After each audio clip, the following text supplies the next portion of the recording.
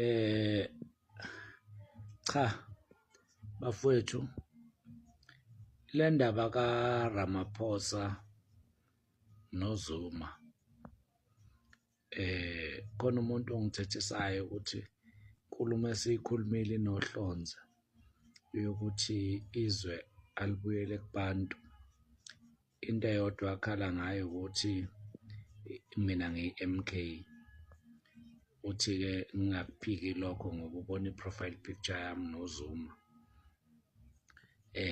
Uthi ukube bengingayona i-MK ngabe yonke into engiyikhulumayo yakhe sense ngoba uRamaphosa uhlupha izwe lonke, kodwa mengizoyi-treat-a politically ngizoyi-confuse lento.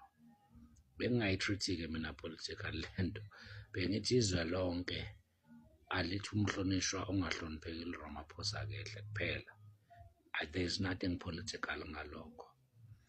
And nakho okunye okubalulekile mhlambe ebengifisa ukukudalula ukuthi i-comparison kaRamaphosa noZuma injengeMpumalanga neNtshonalanga. UPresident Zuma meyithatha amandla kwakunalento ebizwa ngesilungu kuthiwa i-Great Depression. Umnotho wezwe noma womhlaba wawuntengantenga, but nansi into eyodwa uZuma ayenza, he never took loans from the IMF nor the World Bank.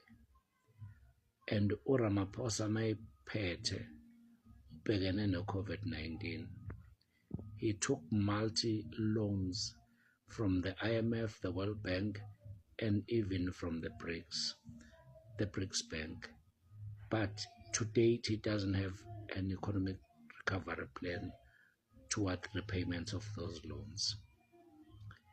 Konke lokho kumenza ukuthi abe worse off than uZuma.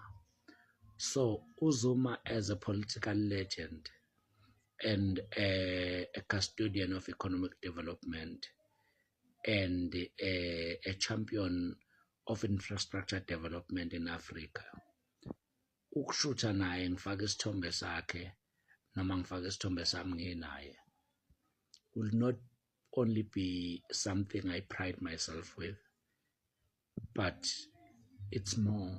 He's a legend. So I don't want that to be subject to contestation. uMalema wathi uma uRamaphosa ehambe eSoweto abantu bayacelwa kuthiwa wozani nizobona upresident nami, but uZuma uma ehamba eSoweto ama-bodyguard avimba abantu ngoba bonke bafisa ukumbona.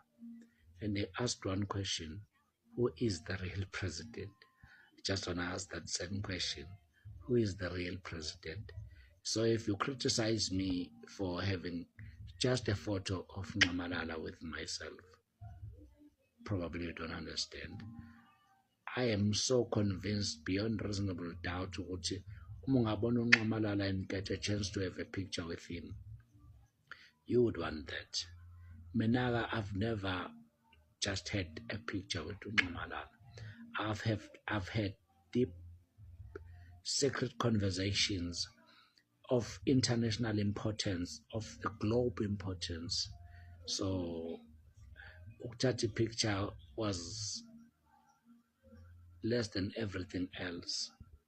He has told me things that are never worth being said in public. So a picture it's common. Everybody can take a picture with the president.